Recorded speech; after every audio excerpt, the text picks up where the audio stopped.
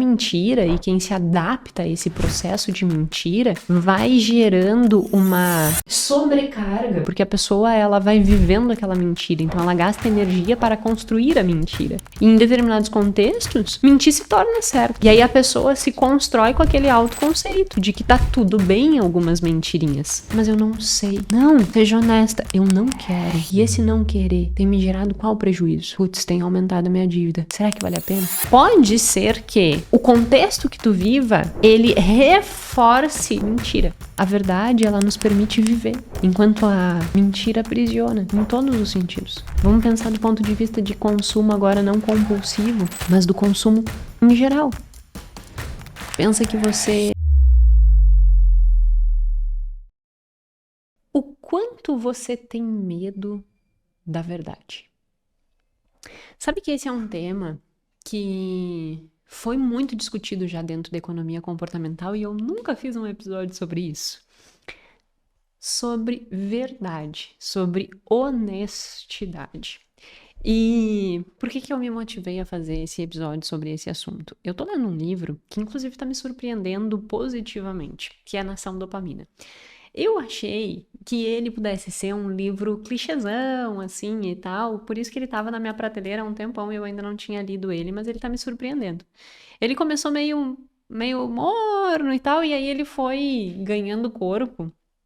E eu acho que é um livro muito interessante, explica muitas coisas de forma bem didática e traz muitos estudos para dar embasamento para o que a psiquiatra ali em questão está falando. E aí, em um dos capítulos, ela fala sobre verdade. Sobre o quanto a verdade liberta. E ela dá alguns exemplos de alguns experimentos. E dentro da economia comportamental, nós temos uma vasta literatura sobre honestidade, né?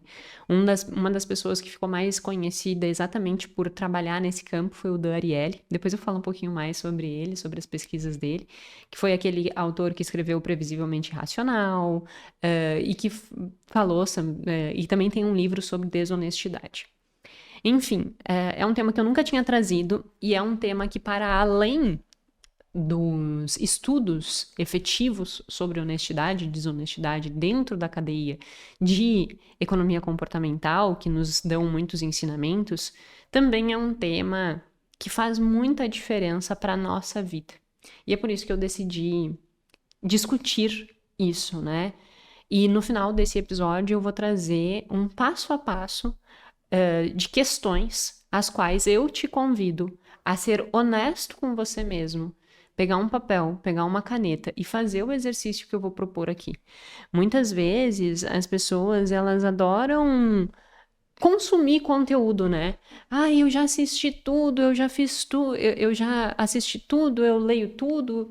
Tá, e o que tu tem feito com esse conteúdo que tu tem assistido por aqui? Tu tem aplicado?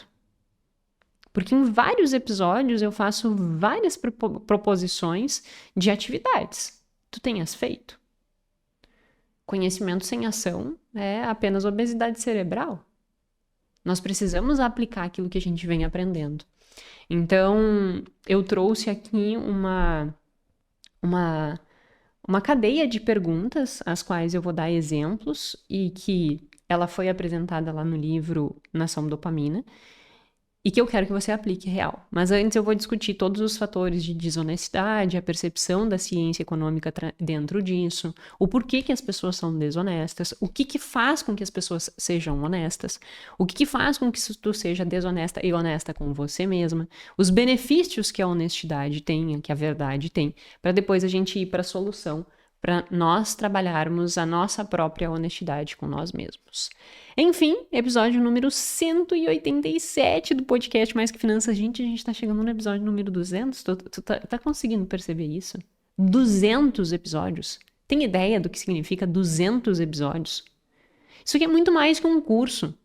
Isso aqui é muito mais do que quase uma pós-graduação. São 200 episódios com artigos citados, com atividades sugeridas, com inúmeras pessoas reportando o quanto o simples fato de acompanharem e aplicarem os ensinamentos do podcast já tiveram mudanças nas suas vidas. Eu fico muito feliz de conseguir ter construído algo tão relevante, algo que muitas pessoas me disseram, Jéssica, não vai funcionar. As pessoas não estão dispostas a escutar ciência durante 1 hora, 40 minutos. Tu vai ter que baixar a régua. E eu nunca me submeti a isso. A única coisa que eu tenho me submetido, e como estamos falando de um podcast sobre verdade, eu quero também ser muito verdadeira com vocês, eu tenho me submetido a tentar fazer thumbs e títulos mais sensacionalistas. Porque o que acontece? No YouTube, se eu pudesse colocar a capa e o título que eu gostaria, eu teria 50 visualizações. E aí, eu sou teimosa, né? Só que chegou num ponto que, assim, ou a gente joga o jogo ou eu tô fora do jogo. E eu realmente faço um conteúdo que é fora da curva. Só que para que esse conteúdo chegue a mais pessoas, eu também preciso me submeter um pouquinho a jogar o jogo.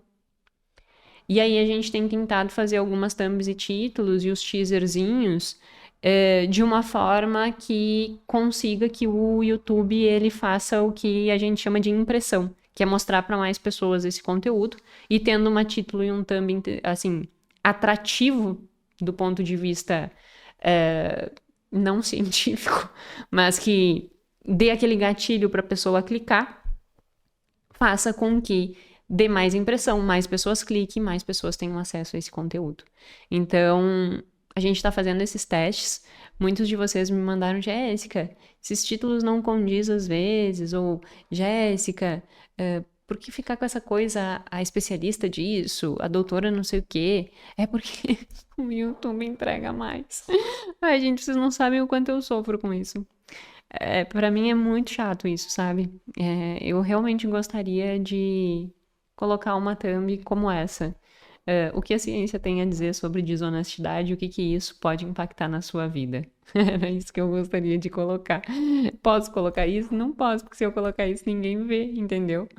E não tem a ver com, o algoritmo é o grande vilão, tem a ver com o comportamento das pessoas. As pessoas, elas tendem a querer clicar naquilo que faz uma promessa de alguma resolução.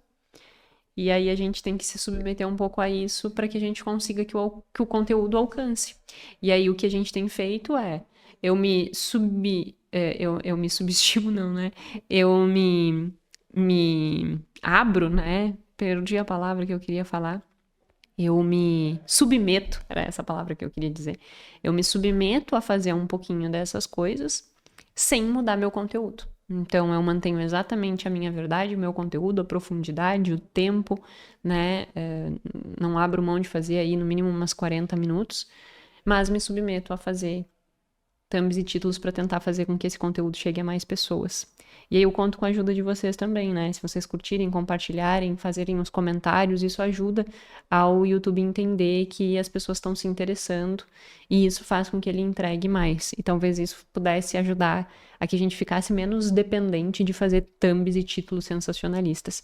Enfim, o jogo não é fácil, mas eu não desisto. Eu prefiro ter que fazer um pouquinho de thumbs e títulos mais sensacionalistas, mas fazer com que esse conteúdo chegue a mais pessoas, do que fazer um thumb e título exatamente como eu gostaria de fazer e 10 pessoas verem, né? Porque daí eu sei que muitas pessoas estão perdendo a oportunidade de ter acesso a um conteúdo gratuito, que não se encontra nem em muitos cursos por aí, e que realmente podem impactar a vida das pessoas.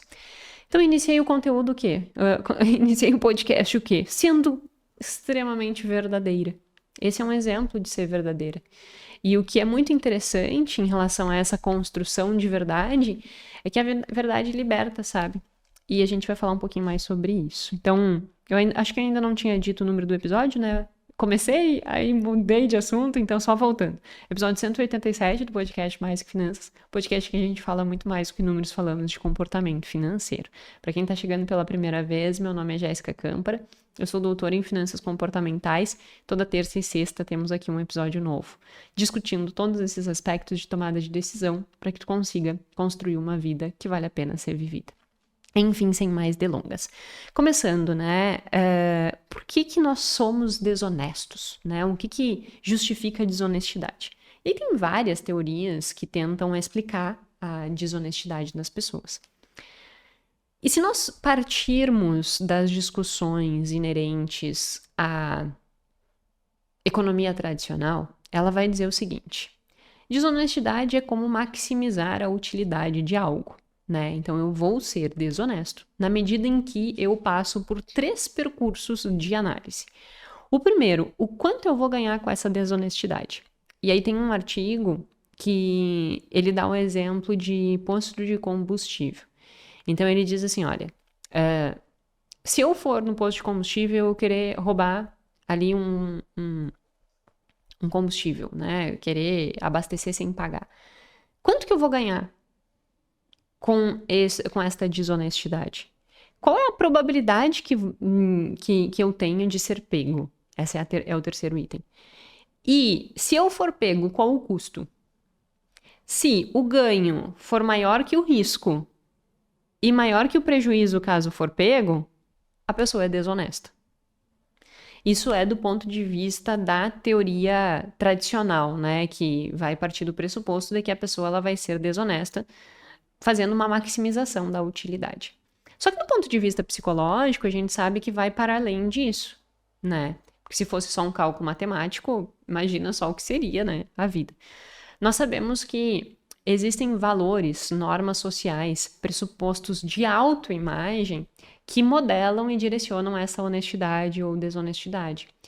Então, eu, por exemplo, sou uma pessoa uma pessoa que valoriza muito honestidade e verdade.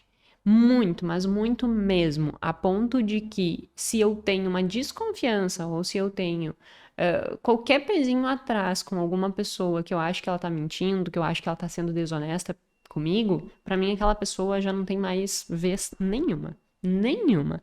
Nada. E aí eu sou até um tantinho radical, sabe? Bem radical às vezes. Eu já fui até mais radical do que eu sou hoje. Eu acho que a maturidade foi me dando um pouquinho mais de flexibilidade, não com a desonestidade, mas com não ser tão rígida com as outras pessoas também, sabe? E eu sempre fui muito, muito chata com isso, assim. Por exemplo, se uma pessoa me disse A e ela agiu de B, de uma forma B, pra mim aquela pessoa já não presta mais. Ela não foi honesta. E ela pode não ter nem feito um ato desonesto, no sentido de prejudicar alguém ou alguma coisa assim, né? Mas o simples fato dela não falar a verdade, pra mim aquilo já não serve mais. E aquela pessoa já não serve mais pra nem falar comigo, sabe? Então, eu tendo a ser assim, só que por vezes as pessoas têm outras coisas, né, por trás desse falei A e fiz B, que é as suas próprias mudanças, as suas próprias vulnerabilidades emocionais, os seus próprios medos, as suas próprias inseguranças, que por vezes faz com que ela minta, não porque ela queria mentir, mas porque aquela mentira foi o comportamento de enfrentamento que ela achou para se proteger de um determinado medo, de uma determinada coisa. Então é mais profundo do que simplesmente eu olhar e dizer a pessoa não presta mais, sabe? É mais humano e é mais coerente da minha parte tentar entender o que tá por trás daquilo ali. E por isso que eu digo que eu melhorei, né? Eu ampliei essa minha flexibilidade, que antigamente eu era preto no branco e não existia. Mas alguma coisa. Não me interessa. Não me interessa, a pessoa não presta. Desse tipo. E hoje em dia, entendendo mais a complexidade humana, eu tento olhar por esse ponto de vista. Tá, mas o que tá por trás? Ela queria se defender do quê? Por quê? Eu acho que isso faz com que a gente se torne mais empática, embora não justifique, obviamente, a desonestidade. Mas, com este olhar, eu posso ajudar aquela pessoa, né? Eu posso sentar e ter uma conversa franca e dizer, olha, tu me disse A e tu fez B. Vamos entender por que que isso aconteceu? Vamos ser honestos. Vamos ser transparentes. Contigo mesmo. Porque isso não tá te fazendo bem. Isso tá tapando algum desafio aí que tu não tá querendo ver. Vamos tentar olhar juntos? E aí isso muda o tom da conversa, sabe? Então, eu acho que a gente tem que pensar para além da casca. E isso a gente ganha com o tempo.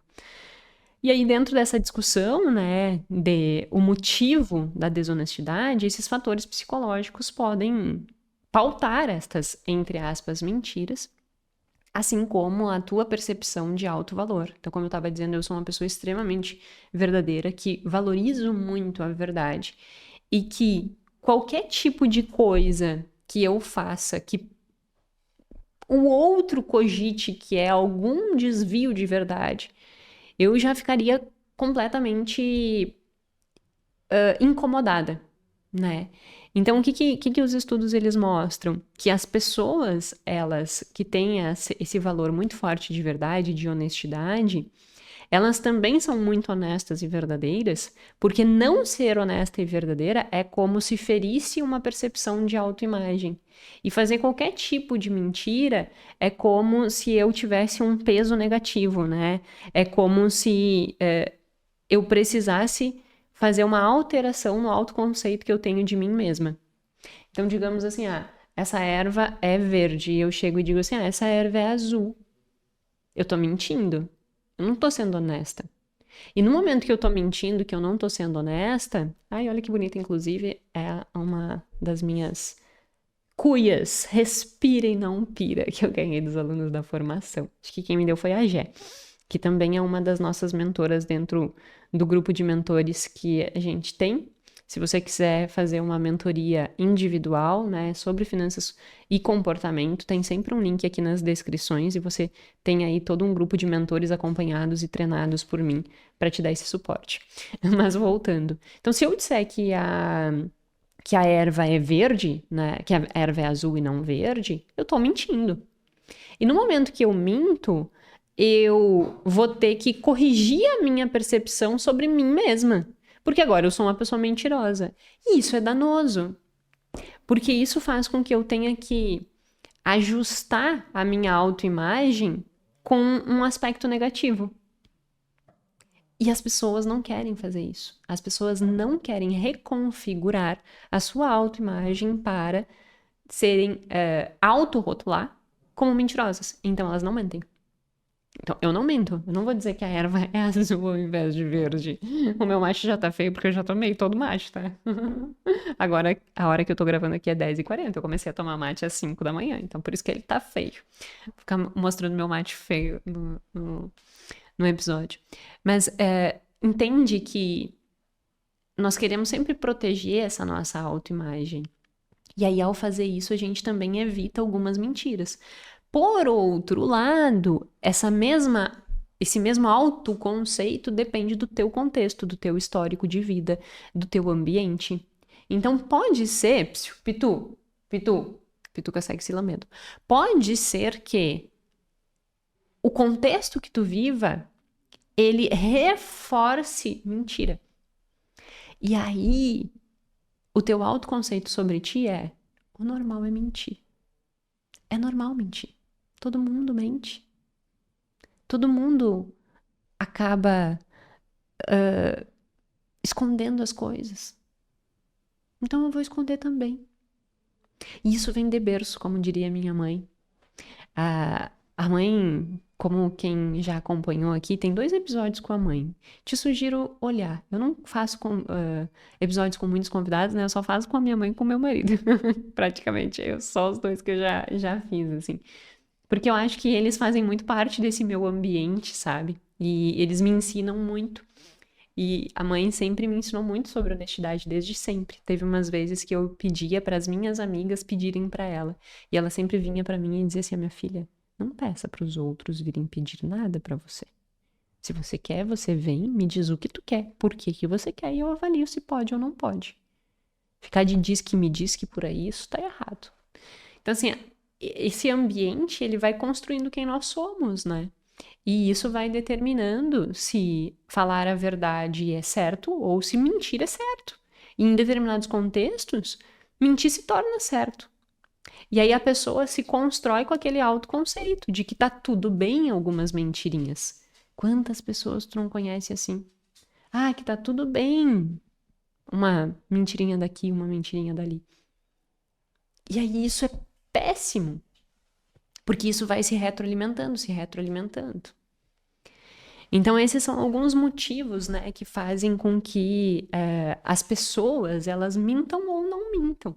Essa conformidade interna, psicológica, esse autoconceito, e do ponto de vista prático, aqueles aspectos que eu mencionei antes. E essa base teórica, um dos principais autores que vem desenvolvendo e que desenvolveu essa base teórica foi o Dan Ariely. E aí tem uma história muito interessante sobre o Dan Ariely. Ele foi julgado que ele tinha manipulado alguns dados para fazer um experimento sobre honestidade. E é muito interessante, né? A pessoa tá falando sobre honestidade e ela tá sendo julgada por ser desonesta. E aí aconteceu todo um processo que parece que era uma base de dados que tinha sido manipulada e que no fim o resultado do artigo ele estava errado, porque a base de dados tinha sido manipulada. E aí ele passou por todo um processo e foi absolvido nesse processo, porque ele entrou dentro do projeto que desenvolveu esse artigo depois que a base de dados estava pronta, então ele não teve acesso aos dados originais, ele já teve acesso à base manipulada. É o que o julgamento diz, né? E aí ele foi absolvido. Mas o que é interessante dessa história, né, é perceber que, obviamente, a pessoa que estuda honestidade, ela vai estar mais predisposta a ser avaliada nesta mesma medida. E não espera-se nenhum tipo de desvio de conduta dessa pessoa, já que ela está falando sobre aquele assunto. É aquela coisa que eu disse, a pessoa falou A, ela tem que cumprir com aquele A, né, com aquilo que ele mencionou. Não posso falar A e ser B. Então, é só uma curiosidade à parte dos estudos de desonestidade. E aí, um dos estudos de desonestidade mais conhecidos, inclusive que é uma publicação do Dan Ariely, é uma publicação de 2012, em que eles fazem a seguinte avaliação. Eles dão matrizes matemáticas para a pessoa responder, e aí a pessoa tem que achar a solução daquela matriz matemática. E tem algumas que têm soluções, algumas que não têm soluções, enfim. Mas o que tem que acontecer? A estrutura do experimento é que eles fazem em torno de 20 matrizes matemáticas e que eles precisam se autodeclarar quantas matrizes eles fizeram. Então, pensa só, eu te dou 20 matrizes matemáticas para te resolver e eu não vou lá corrigir para ver quantas que tu acertou. Tu me diz quantas que tu acertou e a partir do que tu me disser, eu vou te pagar. Né? E aí tem várias modulações, assim, em relação a isso, que é alterar se eu vou dar em token, se eu vou dar em dinheiro, enfim, são vários experimentos dentro do mesmo artigo. E aí o que acontece é que eles, em uma das manipulações, eu vou ter que pedir 1 minuto para eu abrir a porta para a Dona Pituca, 1 minuto. Para quem não conhece, Pituca é a minha cachorra.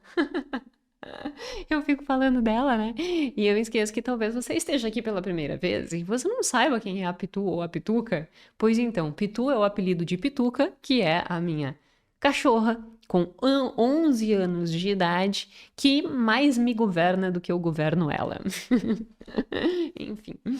Aí ela fica, entra e sai da porta, entra, sai, vai pra cama dela, fica chupando a pata, eu mando ela parar e assim a gente vai. Aí ela vai lá pro Gui agora, pra sala do Gui. Mas voltando aqui, né? Então o experimento, a pessoa, ela respondia o experimento, respondia as matrizes, e eu não tinha um corretor, né? A manipulação do estudo, a manipulação central do estudo é que a própria pessoa, ela poderia se auto-atribuir quantas questões ela acertou, quantas matrizes ela acertou. E, obviamente, ela poderia ser desonesta. Eu posso dizer que eu acertei 15, quando, na verdade, eu acertei 10. E aí eles faziam algumas manipulações para entender o que fazia com que a pessoa acertasse, mentisse mais ou mentisse menos. E uma dessas manipulações, o artigo tem várias, mas uma dessas manipulações foi um teste de assinar uma declaração antes. Então, e interessante é que a universidade ela não tinha uma declaração de código de honra. Eles mentiram para modular aquele comportamento e testar também se ter um código de honra dentro da universidade versus uma outra que não tinha, se isso também alterava. Mas esse detalhe não faz diferença. O que faz diferença aqui? Que antes, para um grupo experimental, separaram em 2 grupos, o grupo experimental e o grupo de controle. Para o grupo experimental, a pessoa ia lá, fazia as matrizes, dizia quantas questões acertou, só que antes de fazer a matriz, a pessoa precisava assinar um termo. Nesse termo, ela tinha que dizer se ela efetivamente estava disposta a cumprir o código de ética da universidade. Então, ela tinha que assinar essa declaração, né, de seguir esse código de honra, código de ética da universidade. Quando a pessoa assinava, ela mentia menos. E aí o que eles mostravam no estudo é que o simples fato de nós reforçarmos a importância da verdade, isso já faz com que nós nos tornemos mais honestos. Olha que interessante. E o porquê que isso é importante? Porque por vezes a gente não é nem honesto com nós mesmos. Eu não sei se tu já parou para perceber, mas muitas vezes tu não vai ter nem a coragem de assumir para ti mesmo os teus desafios, as tuas dificuldades, teu certo, teu errado, a tua responsabilidade sobre as coisas, o teu querer, o teu desejo. Quer ver um exemplo muito simples? Às vezes as pessoas me perguntam assim, Jéssica, quem é que faz as tuas unhas? E eu digo, eu. Até hoje, quem faz as minhas unhas sou eu. Eu faço as minhas unhas. Aí a pessoa me olha e diz assim, mas eu não sei fazer as unhas. Pera lá. Talvez tu não queira aprender a fazer as tuas unhas. Vamos ser honesto. Não tem nenhum bicho de 7 cabeças em fazer a unha. Mas eu não sei tirar cutícula. Quantas vezes tu tentou? Mas eu não sei pintar. Quantas vezes tu tentou? Eu tentei 2, 3 vezes. 2, 3 vezes? Eu faço a minha unha há 20 anos. 2, 3 vezes, efetivamente, não vai dar certo. Então vamos ser honestos. Talvez tu não queira aprender.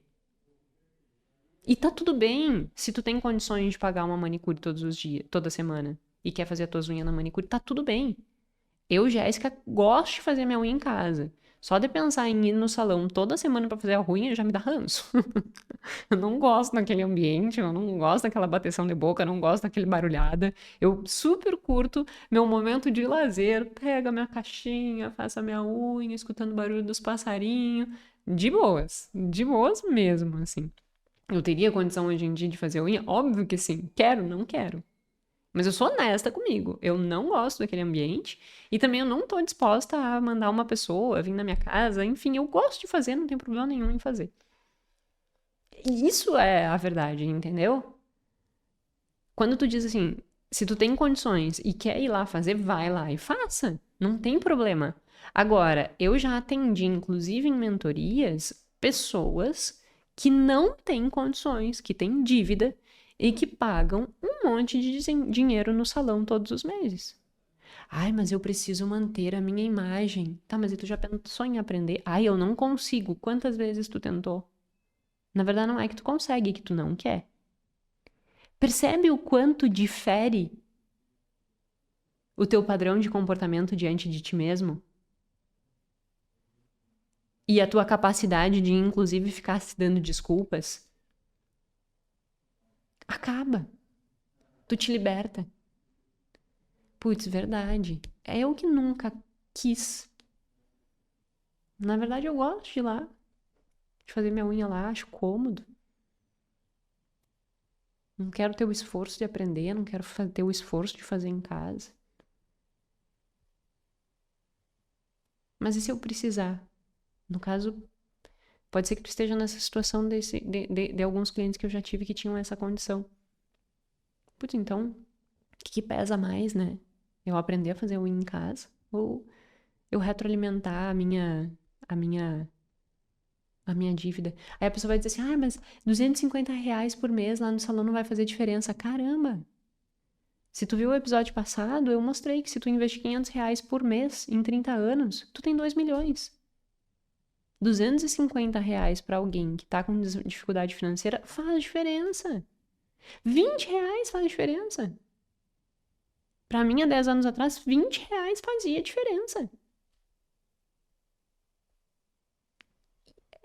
Essa atitude, né, esses pensamentos, eles só retroalimentam a posição que tu está.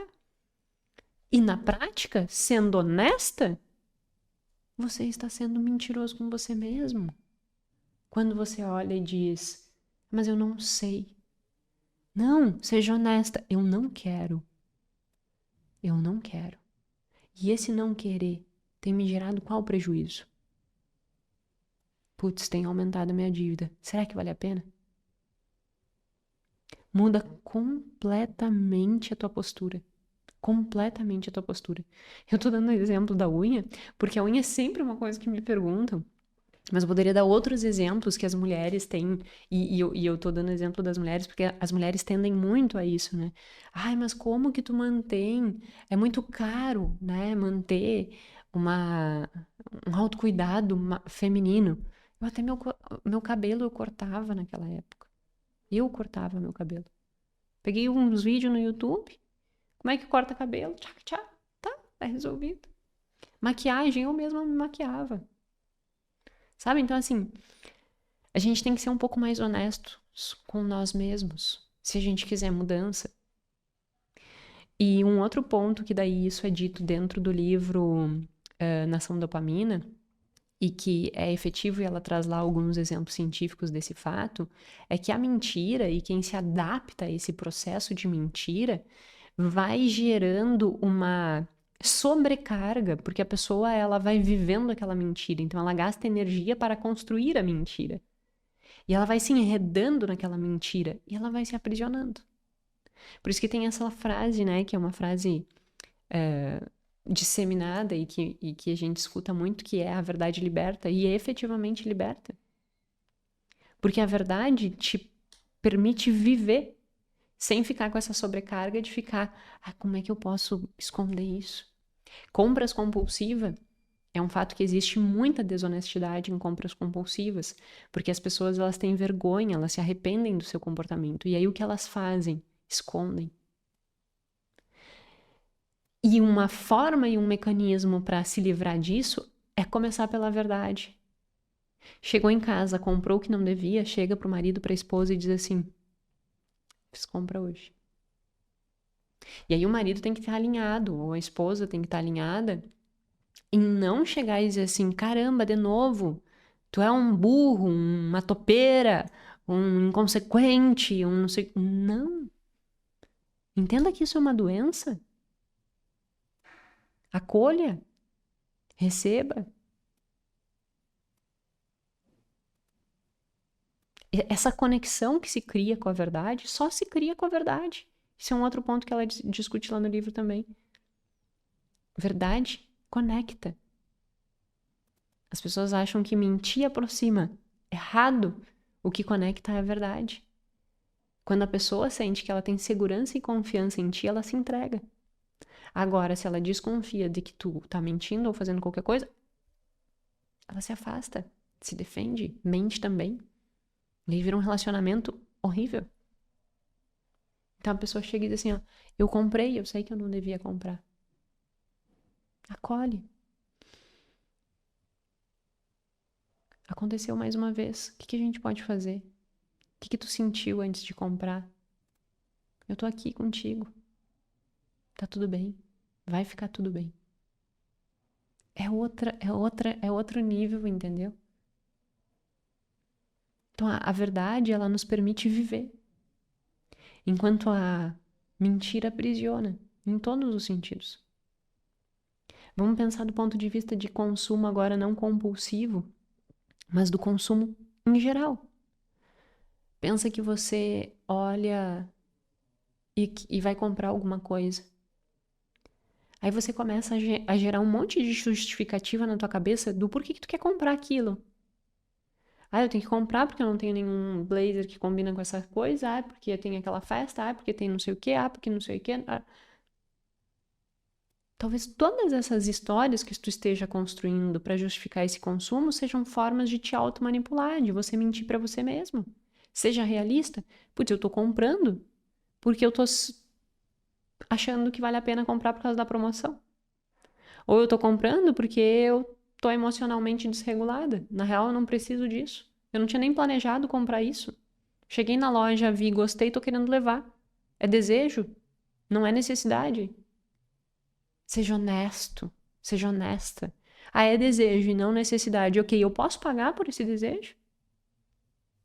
Cabe no meu orçamento? Não prejudica meus sonhos futuros? Sim, então tá ótimo. Agora, se prejudicar teu sonho futuro, se afetar teu orçamento, aí tu começa a ganhar nível de consciência, entendeu? Mas tu só tem a possibilidade de ganhar nível de consciência se tu for verdadeiro. Se tu for honesto contigo mesmo. E isso a gente só ganha desenvolvendo essa capacidade de se autoconhecer e se questionando, né? Por isso que eu decidi trazer esse passo a passo dessas perguntas que ela discute lá no livro. Aí, só mais um artigo que eu achei bem interessante, não vou me debruçar na explicação dele, mas uma coisa que um outro artigo que eu também vou deixar nas referências aqui, na descrição, nas referências, é que ele mostra que o ambiente que tu vive, obviamente, manipula se tu vai ser mais ou menos desonesto, né? Como eu já tinha mencionado antes. E aí o que ele mostra é que se eu tô vendo uma pessoa trapacear, eu tendo a trapacear mais também. É como se eu ganhasse um aval de trapaça. Então, cuidado dos ambientes que tu está. Se todo mundo à tua volta mente e trapaceia, tu vai trapacear também. Que vida tu tá construindo com essa trapaça? Às vezes a gente se ilude, né? Ai, não, mas eu sou uma pessoa honesta, justa. Será que não tem aí alguns desvios que a gente não tá nem percebendo? Então, só trazer, assim, que o ambiente também é muito importante. Agora, voltando nas perguntas, né? Para que você faça uma reflexão sincera. Ela traz um exemplo que é... Ela disse que ela estava dando um workshop. E aí, a partir desse workshop, propôs que em uma das atividades se juntassem em duplas e que algumas perguntas fossem sendo feitas para que as pessoas pudessem exercitar a verdade. E aí é isso que eu quero que a gente faça juntos. Eu vou te trazendo as perguntas, vou te dando o exemplo da Joana, que eu sempre, né, trago um exemplo da Joana ou da Antônia. Hoje eu vou trazer um exemplo da Joana. E ao trazer o exemplo da Joana, eu quero que você vá empregando esse mesmo exercício. Então, o nosso objetivo é ser extremamente honesto com o comportamento que nós gostaríamos de mudar. Pode ser financeiro, como eu vou dar um exemplo, ou se tu quiser trabalhar qualquer outro tipo de comportamento, fique à vontade, mas eu sempre direciono, né, essas análises para o comportamento financeiro. Então, a primeira coisa que a gente tem que pensar, qual é o hábito que eu gostaria de mudar?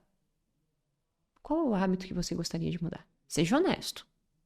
A Joana, ela diz, quero acabar com as minhas parcelas. Todo o início do mês, eu começo o mês e o meu dinheiro já tem dono. Quem não viu o episódio que eu fiz sobre isso, que o dinheiro já tem dono, tá aí por aí no YouTube ou no Spotify e tá muito bom. Super sugiro que você veja.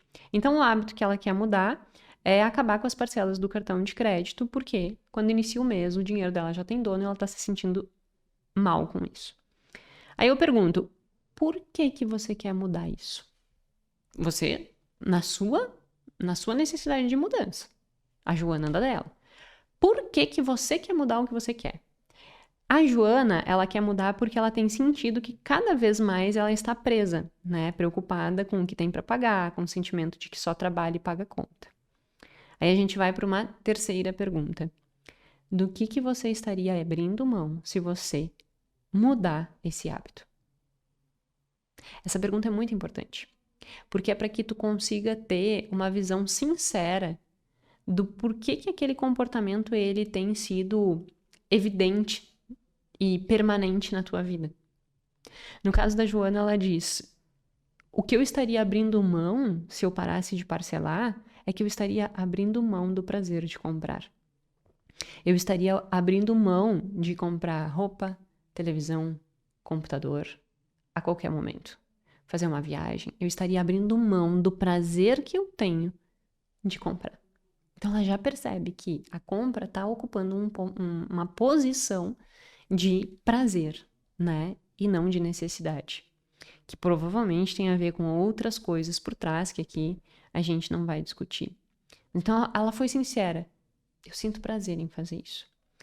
E o que aconteceria se você mantivesse esse comportamento? Então, primeiro eu penso sobre o que eu tô abrindo mão. Segundo, eu penso, tá, mas e se eu me mantiver assim? Qual resultado eu vou ter? No caso da Joana, provavelmente eu vou ficar endividada. Porque ela já tá atolada no cartão de crédito, provavelmente vai ficar endividada. Você, o que aconteceria na sua vida? E o que, no caso da Joana ficar endividada, ou você, no resultado que te daria esse comportamento, o que isso representa para tua vida? No caso da Joana, o que ficar endividada representa para ela? Falta de sono, ansiedade, conflito em casa, brigas. Tudo isso, retroalimentar esse problema de gastar muito, de criar dívida, gera todos esses problemas. Então agora eu tô começando a nivelar. Eu tenho um prazer do compra, mas eu também tenho um prejuízo. E esse prejuízo, agora a gente tem que analisar esse prejuízo, ponderando essas duas coisas. E aí a gente entra para nossa sexta pergunta. Ponderando essas duas coisas, o prazer de comprar e a falta de sono, ansiedade e briga em casa, o que você acha que é pior para sua vida? Viva esse problema mentalmente. A Joana tem que viver o desafio de não dormir direito, o desafio de brigar com o marido, o desafio de não ter dinheiro para os filhos, o desafio de estar sempre endividado, o desafio de iniciar o mês e já não ter nada sobrando. Caramba! Eu não quero essa vida para mim. Que bom. Então agora a nossa oitava pergunta de análise. O que você pode fazer para começar a mudar esse contexto? Sendo absolutamente sincero com você. O que você pode começar a fazer para mudar esse comportamento? Leva a sério esse exercício. Leva efetivamente a sério esse exercício. Porque ele pode mudar teu comportamento. São 1, 2, 3, 4, 5, 6, 7. Na verdade são 7, né? Eu disse 8. 1, 2, 3, 4, 5, 6, 7. São 7 perguntinhas. As quais pode fazer com que tu tenha um discernimento diferente do que tu tem tido dos teus comportamentos até hoje. Trabalhando a verdade. Seja sincero. Profundamente sincero. Que hábito você gostaria de mudar? Por que você quer mudar isso na tua vida? Do que você estaria abrindo mão se mudasse? O que aconteceria se você não mudasse? O que essa consequência te gera e representa para você? Pondera o benefício do comportamento e o prejuízo e entenda o que tu pode fazer para mudar, para dar o primeiro passo de mudança. São 7 perguntinhas simples, mas que pode fazer com que você mude completamente a sua percepção e o seu comportamento. Espero que isso aconteça. Que você seja mais verdadeiro com você mesmo. E na construção de uma vida que vale a pena ser vivida, a mentira não tem espaço. Que você nutra todos os dias a verdade. Tá certo? Meu muitíssimo obrigada. Sei que por vezes eu trago coisas que fazem a gente repensar, né? Refletir, analisar. Mas são coisas que a gente tem que estar disposta a fazer, sabe? Porque caso contrário, a gente pode se afastar sem nem perceber da vida que vale a pena ser vivida. Então, abre espaço para essas reflexões. Tenho certeza que tu vai construir uma vida melhor. E lembrando, curta, compartilhe, mande para os amigos, quem tu acha que pode se beneficiar dessa discussão. E não esqueça que no dia 9/11 a gente tem um encontro marcado, que é para falar sobre o TAF, né, o treinamento de autocontrole. E também nessa live eu vou falar sobre os gatilhos que acabam te manipulando para que você perca o controle. Então, a live é você no controle.